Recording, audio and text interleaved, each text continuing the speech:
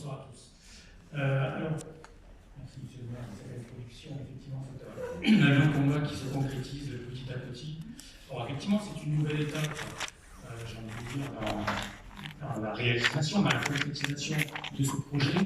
On s'est retrouvé il y a 9 mois en arrière, l'été dernier, au mois de juillet, pour inaugurer, si je puis dire, la fermeture des quais durant le mois. Et déjà à cette époque-là, nous souhaitions montrer ce que pouvait être cet espace. Et on a affiché les 2 images de ce que serait le cinéma de l'extérieur, en tout cas. Aujourd'hui, 9 mois après, on va vous présenter l'intérieur du cinéma. Donc, ce qui est encourageant, comme tu le disais, c'est qu'effectivement, étape après étape, le projet se concrétise et on voit que nous arriverons au bout de ce projet encore une fois. Ce pôle culturel, avec tous les aménagements qui seront faits autour, car effectivement on ne peut pas imaginer cet équipement qui sera un phare, un marqueur pour cette entrée de ville et qui va faire le lien, comme tu le disais, entre le cœur de ville et ce qu'on appelle la Fréchesson, cette nouvelle zone d'activité. Donc c'est un marqueur important qui va rayonner bien au-delà de notre ville. Donc c'est effectivement un projet, le cinéma, le pôle culturel, la passerelle et tous les aménagements qui seront faits tout autour. Parce que je le disais, on ne peut pas imaginer cet équipement sans aménager tous les abords et rendre ce lieu vraiment vivant.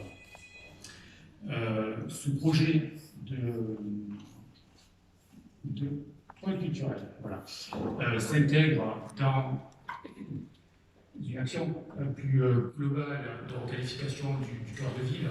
Là encore, on a présenté, je pense que il y a quelques semaines, on a présenté le retour de la concertation sur l'opération cœur de ville.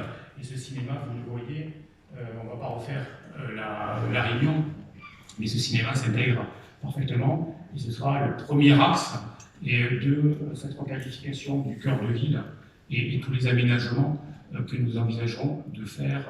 Je rappelle, c'est 35 millions d'euros qui sont mis sur la table entre la ville et tous les partenaires de cette requalification d'ici une dizaine d'années.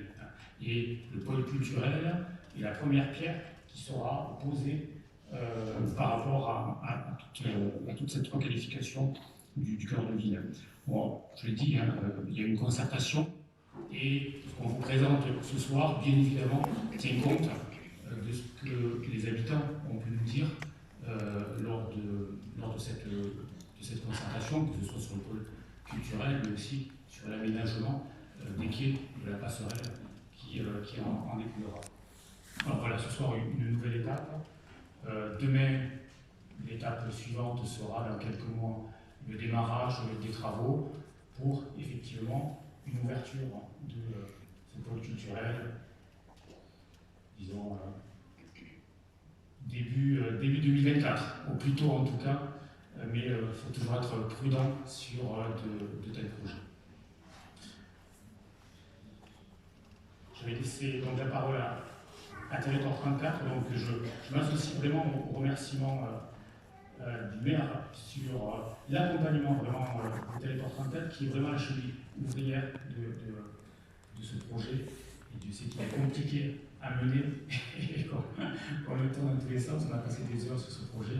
Je remercie évidemment tous les services de la mairie qui œuvrent aussi sur ce projet. Merci pour cette introduction et pour ces remerciements. C'est un projet compliqué, mais c'est aussi et surtout un très beau projet sur lequel on est très content de travailler. Une petite introduction sur, vous avez vu, je pense tous et chacun, la perspective globale de l'architecte sur le plan final du projet. Je voulais juste rappeler un peu ce qui a conduit à ce plan, et notamment la volonté de retrouver la configuration initiale du site. Ça a été dit, c'est les derniers chais sur la commune. L'objectif, ça a été de retrouver, est-ce que vous voyez ma souris, ça a été de retrouver l'ambition initiale, retrouver son histoire. Aujourd'hui, le bâtiment, donc vous avez les deux chais ici historiques, et puis là, la reconstruction qui a été faite, qui accueille actuellement les archives municipales. On voit ici sur cette carte postale, c'est toujours intéressant de revenir un peu sur ce type d'image, qu'initialement le bâtiment n'allait pas aussi loin. On avait une coupure comme ça et on avait l'accès directement, on n'avait pas cette pointe. Et c'est là-dessus que l'architecte est reparti pour reconfigurer la trame, on va dire la trame historique, et puis créer devant un parvis qui permet d'accéder au bâtiment et puis qui permet aussi d'y monter, parce que compte tenu de la présence du canal, on a des contraintes liées aux problématiques d'inondation, donc on a été contraint de faire le bâtiment 1 mètre plus haut par rapport au niveau du sol. Je pense que vous vous repérez là, sur la configuration de l'îlot. Ce que vous avez en bas, c'est les parties neuves et les parties qui seront conservées. Donc, toute la partie des anciens chais et conservés seront démolies les actuelles archives municipales. La maison ici mitoyenne qui est très dégradée, qui a brûlé il y a quelques années. Et vous avez donc tout dans la partie foncée, les reconstructions qui seront recomposées dans le cadre du projet. Si on rentre à l'intérieur, donc c'est un plan un peu technique, pas très lisible, mais vous retrouvez ici le parvis qu'on évoquait tout à l'heure avec l'entrée unique du public qui permet donc de desservir d'un côté le cinéma et de l'autre côté le restaurant, on y reviendra. Et puis après, ici la porte principale du chai qui sera surtout une sortie, et puis après des accès et sorties secondaires sur les portes arrière. Mais le fonctionnement principal, c'est l'accès le long du canal dans une partie qui sera piétonnisée dans la configuration de ce que vous avez pu voir cet été. Et puis, donc après, on monte ici sur le parvis. On a tout un espace là qui est assez large sur lequel vous pourrez avoir un certain nombre d'activités. On est en train d'y réfléchir aussi en fonction des retours que vous nous avez donnés dans le cadre de la concertation. Et puis vous retrouvez ici là on va dire en plus foncé les murs actuels en fait des bâtiments historiques. Et puis là tout autour on est sur la reconstruction neuve dans laquelle vont se desservir après tous les équipements et les salles, mais on y reviendra tout à l'heure.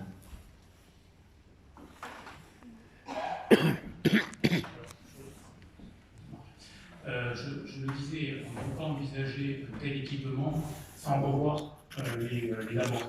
Bien évidemment que alors on l'avait envisagé l'été dernier, il était encore arrêté. On l'avait envisagé, on a expérimenté la piétonisation de cette partie des quais devant le cinéma. La population s'est exprimée sur cette expérimentation que nous avons faite et durant la concertation. Et voilà, il est apparu indispensable de s'arrêter sur cette piétonisation devant les quais, de manière donc à pouvoir laisser la circulation, on parle de fluidité, des accès à ce pôle culturel. Vous voyez en bas la passerelle, on y reviendra plus loin dans l'exposé sur la présentation de la passerelle, mais l'objectif étant de créer une circulation piétonne, vélo, au monde de tout, devant tout au long du pôle culturel, puisqu'en plus, comme vient de le dire François, il y aura les sorties du cinéma. Et donc on est en train de réfléchir, alors là encore, à ce jour, rien n'est arrêté, donc on ne va pas aborder ce sujet-là, mais il est bien évident que ça va modifier la circulation, qu'on avait fait le minimum, comme j'avais pu l'indiquer en conseil municipal, sur la déviation que nous avions mis en place, mais juste pour un mois, et qui n'était pas tenable dans la durée, bien évidemment. Donc on est en train de travailler aujourd'hui sur les sens de circulation. Alors les flèches, ne vous fiez pas à ça. Mais voilà, ce qu'il faut retenir, c'est la piétonisation, le mode doux et la circulation qui sera revue autour des chais. Donc là, forcément, comme tu le disais, ça peut apporter des craintes, des commentaires, mais tout ça se fera tranquillement, dans la concertation encore une fois, parce qu'on aura l'occasion d'en rediscuter, parce que forcément ça aura un impact, donc on ne va pas le faire comme ça du jour au lendemain et brutalement. Mais voilà, on sait que d'ici la fin de l'année, les travaux vont démarrer et qu'on sera obligé de fermer cette portion des quais durant les travaux. Et ensuite, voilà, on continuera sur cette voie-là. Voilà, donc ça c'est l'image qui avait été affichée sur les quais dès l'été dernier. Donc voilà, c'était la vraie image, ce qu'on avait dit, c'était la réalité. Et aujourd'hui, le cinéma, tel que vous le voyez, ce qui vous a été indiqué par Vincent Zola, ce qui est les archives aujourd'hui, qui sont en rajout en fait, du bâtiment ancien, de manière à dégager la place devant et de faire une entrée vitrée, donc qui soit vraiment quelque chose d'attrayant et qui est un marqueur encore une fois pour cet équipement. Donc avec un parvis, on y reviendra plus en détail. Voilà.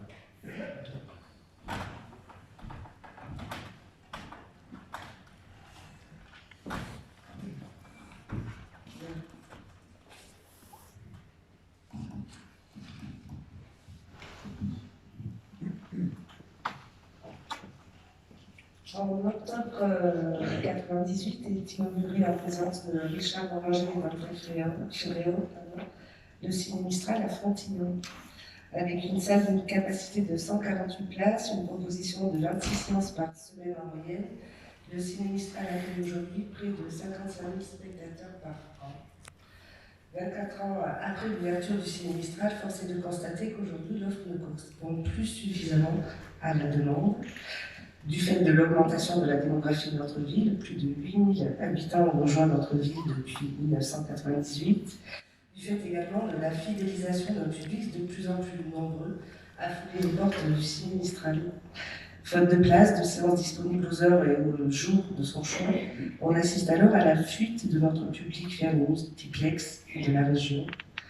Avec la création de son nouveau cinéma, la ville affirme en premier lieu le maintien de la volonté publique de l'éducation à l'image. Les habitants cinéphiles, confirmés ou en devenir de notre ville, vont pouvoir continuer à fréquenter avec autant d'assiduité nos nouvelles salles de cinéma. Ce nouveau cinéma, composé de 4 salles et de 195 fauteuils, aura une capacité d'accueil en moyenne de plus de 100